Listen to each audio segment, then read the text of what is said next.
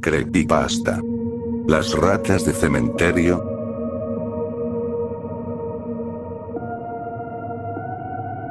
El anciano masón, guardián de uno de los más antiguos cementerios de Salem, mantenía una verdadera guerra con las ratas. Varias generaciones atrás, se había instalado en el cementerio una colonia de ratas enormes, procedentes de los muelles. Cuando Masón asumió su cargo, tras la inexplicable desaparición del guardián anterior, decidió aniquilarlas. Al principio colocaba trampas y venenos cerca de sus madrigueras.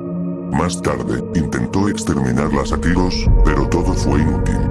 Las ratas seguían allí.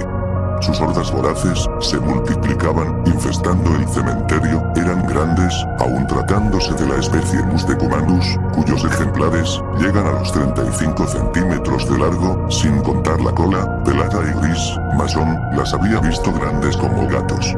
Y cuando los sepultureros descubrían alguna madriguera, comprobaban con asombro que por aquellas putridas cavernas cabía tranquilamente el cuerpo de un hombre. Al parecer, los barcos que antaño atracaban en los ruinosos muelles de Salem, debieron de transportar cargamentos muy extraños. Masón se asombraba a veces de las proporciones enormes de estas madrigueras, recordaba ciertos relatos fantásticos que había oído al llegar a la decrépita y embrujada ciudad de Salem.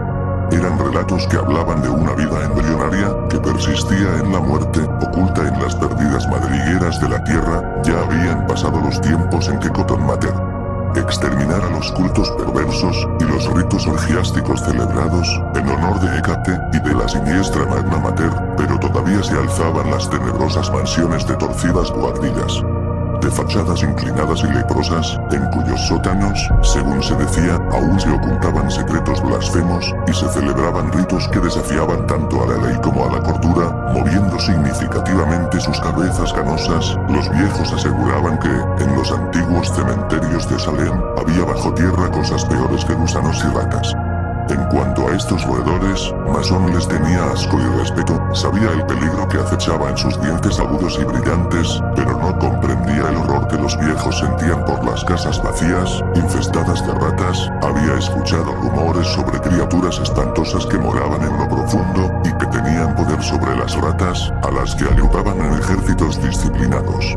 Según afirmaban los viejos, las ratas eran mensajeras entre este mundo y las cuevas que se abrían en las entrañas de la tierra, y aún se decía que algunos cuerpos habían sido robados de las sepulturas con el fin de celebrar festines subterráneos. El mito del flautista de Amelín era una leyenda que ocultaba, en forma alegórica, un horror impío. Y según ellos, los negros abismos habían parido abortos infernales que jamás salieron a la luz del día. Masón no hacía caso de estos relatos, no tenía trato con sus vecinos y, de hecho, hacía lo posible por mantener en secreto la existencia de las ratas. De conocerse el problema, tal vez iniciasen una investigación, en cuyo caso tendrían que abrir muchas tumbas. Ciertamente hallarían ataúdes perforados y vacíos, que atribuirían a la voracidad de las ratas, pero descubrirían también algunos cuerpos con mutilaciones muy comprometedoras para Masón. Los dientes postizos suelen hacerse de oro, y no se los extraen a uno cuando muere. La ropa, naturalmente, es diferente, porque la empresa de pompas fúnebres suele proporcionar un traje de paño sencillo, perfectamente reconocible después, pero el oro no lo es. Además, Masón negociaba también con algunos estudiantes de medicina y médicos poco escrupulosos, que necesitaban cadáveres sin importarles demasiado su procedencia. Hasta ese momento, Masón se las había arreglado para que no haya investigaciones, negaba tajantemente la existencia de las ratas, aun cuando éstas le hubiesen arrebatado el botín. A Masón no le preocupaba lo que pudiera suceder con los cuerpos, después de haberlos saqueado, pero las ratas solían arrastrar el cadáver entero por un boquete que ellas mismas roían en el ataúd. El tamaño de aquellos agujeros lo asombraba. Curiosamente, las ratas horadaban siempre los ataúdes por uno de los extremos, y no por los lados. Parecía como si trabajasen bajo la dirección de algo dotado de inteligencia.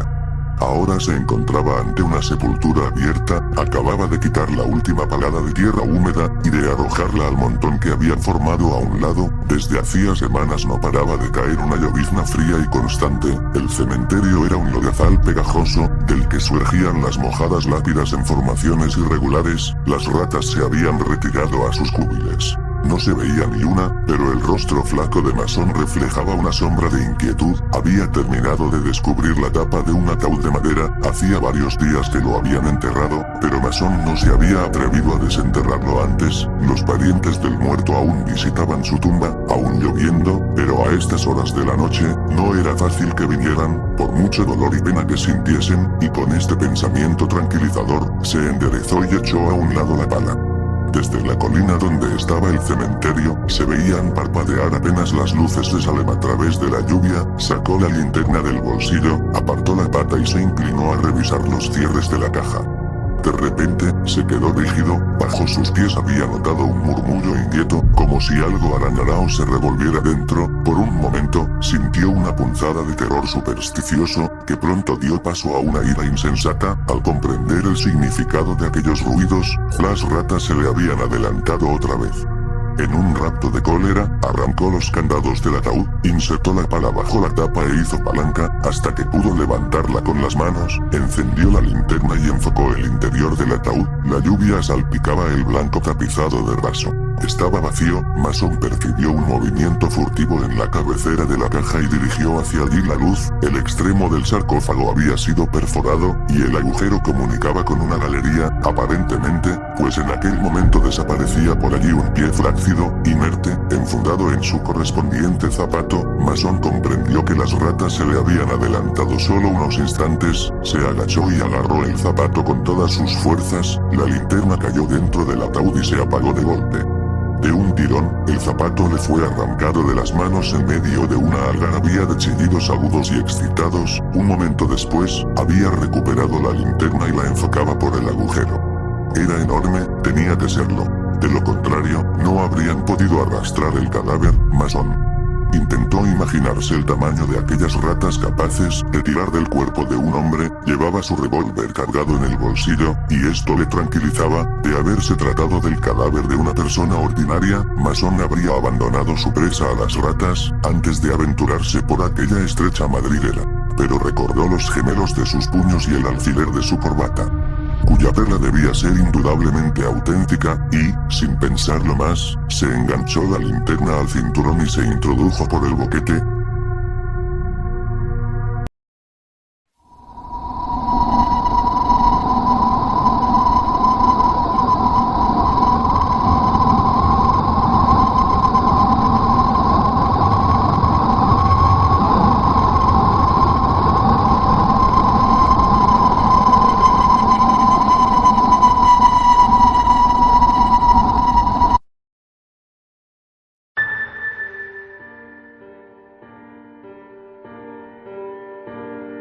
El acceso era angosto. Delante de sí, a la luz de la linterna, podía ver cómo las suelas de los zapatos seguían siendo arrastradas hacia el fondo del túnel. Trató de arrastrarse lo más rápido posible, pero había momentos en que apenas era capaz de avanzar, aprisionado entre aquellas estrechas paredes de tierra. El aire se hacía irrespirable por el hedor del cadáver. Mason decidió que, si no lo alcanzaba en un minuto, regresaría. El terror empezaba a agitarse en su imaginación, aunque la codicia le instaba a proseguir, y prosiguió, cruzando varias bocas de túneles adyacentes. Las paredes de la madriguera estaban húmedas y pegajosas. 2 veces oyó a sus espaldas pequeños desprendimientos de tierra. El segundo de estos le hizo volver la cabeza. No vio nada, naturalmente, hasta que enfocó la linterna en esa dirección. Entonces observó que el barro casi obstruía la galería que acababa de recorrer. El peligro de su situación se le reveló en toda su espantosa realidad. El corazón le latía con fuerza solo de pensar en la posibilidad de un hundimiento. Decidió abandonar su persecución. A pesar de que casi había alcanzado el cadáver y las criaturas invisibles que lo arrastraban, pero había algo más, en lo que tampoco había pensado. El túnel era demasiado estrecho para dar la vuelta. El pánico se apoderó de él, por un segundo, pero recordó la boca lateral que acababa de pasar, y retrocedió dificultosamente hasta allí. Introdujo las piernas, hasta que pudo dar la vuelta. Luego, comenzó comenzó a avanzar desesperadamente hacia la salida, pese al dolor de sus rodillas. De repente, una puntada le traspasó la pierna, sintió que unos dientes afilados se le hundían en la carne, y pateó frenéticamente para librarse de sus agresores. Oyó un chillido penetrante, y el rumor presuroso de una multitud de patas que se escabullían. Al enfocar la linterna hacia atrás, lanzó un gemido de horror.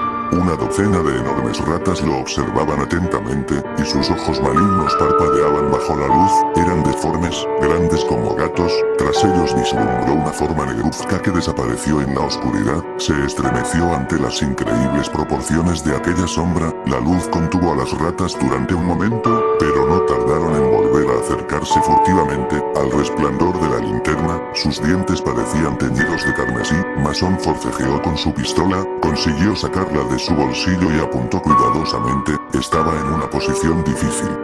Procuró pegar los pies a las mojadas paredes de la madriguera para no herirse. El estruendo lo dejó sordo durante unos instantes. Después, una vez disipado el humo, vio que las ratas habían desaparecido. Guardó la pistola y comenzó a reptar velozmente a lo largo del túnel, pero no tardó en oír de nuevo las carreras de las ratas, que se le echaron encima otra vez. Se le amontonaron sobre las piernas, mordiéndole y chillando de manera enloquecedora. Mason empezó a gritar mientras echaba mano a la pistola. Disparó sin apuntar, y no se hirió de milagro. Esta vez las ratas no se alejaron tanto. Mason aprovechó la tregua para reptar lo más rápido que pudo. Dispuesto a hacer fuego a la primera señal de un nuevo ataque, oyó movimientos de patas y alumbró hacia atrás con la linterna. Una enorme rata gris se paró en seco y se quedó mirándole, sacudiendo sus largos bigotes y moviendo de un lado a otro.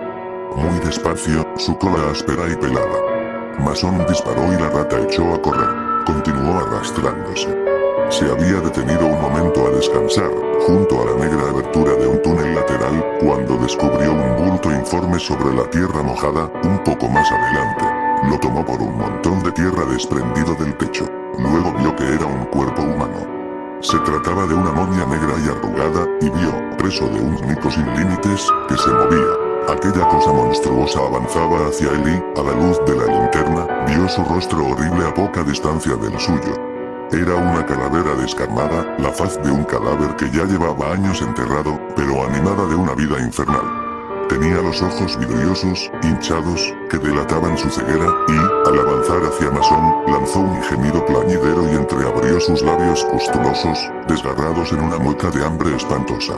Mason sintió que se le helaba la sangre.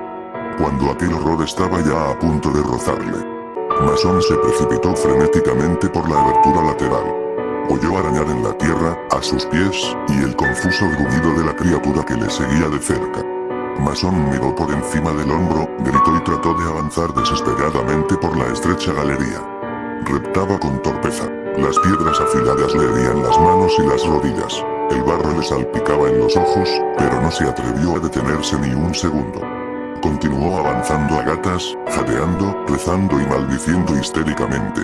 Con chillidos triunfales, las ratas se precipitaron de nuevo sobre él con la voracidad pintada en sus ojos. Mason estuvo a punto de sucumbir bajo sus dientes, pero logró desembarazarse de ellas. El pasadizo se estrechaba y, sobrecogido por el pánico, pataleó, gritó y disparó hasta que el gatillo pegó sobre una cápsula vacía. Pero había rechazado las ratas. Observó entonces que se hallaba bajo una piedra grande, encajada en la parte superior de la galería, que le oprimía cruelmente la espalda. Al tratar de avanzar notó que la piedra se movía, y se le ocurrió una idea. ¿Y si pudiera dejarla caer, de forma que obstruyese el túnel? La tierra estaba empapada por la lluvia. Se enderezó y empezó a quitar el barro que sujetaba la piedra. Las ratas se aproximaban. Veía brillar sus ojos al resplandor de la linterna. Siguió cavando, frenético. La piedra cedía. Tiró de ella y la movió de sus cimientos. Se acercaban las ratas, era el enorme ejemplar que había visto antes, gris, leprosa, repugnante, avanzaba enseñando sus dientes anaranjados. Mason dio un último tirón de la piedra, y la sintió resbalar hacia abajo.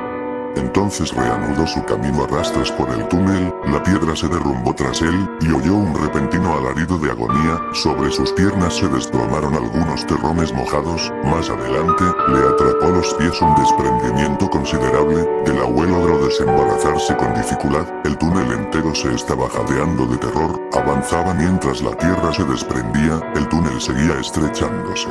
Hasta que llegó un momento en que apenas pudo hacer uso de sus manos y piernas para avanzar, se retorció como una anguila hasta que, de pronto, notó un jirón de raso bajo sus dedos crispados y luego su cabeza chocó contra algo que impedía continuar. Movió las piernas y pudo comprobar que no las tenía apresadas por la tierra desprendida. Estaba boca abajo. Al tratar de incorporarse, se encontró con que el techo del túnel estaba a escasos centímetros de su espalda. El terror le descompuso. Al salirle al paso aquel ser espantoso y ciego, se había desviado por un túnel lateral, por un túnel que no tenía salida. Se encontraba en un ataúd vacío, al que había entrado por el agujero que las ratas habían practicado en su extremo.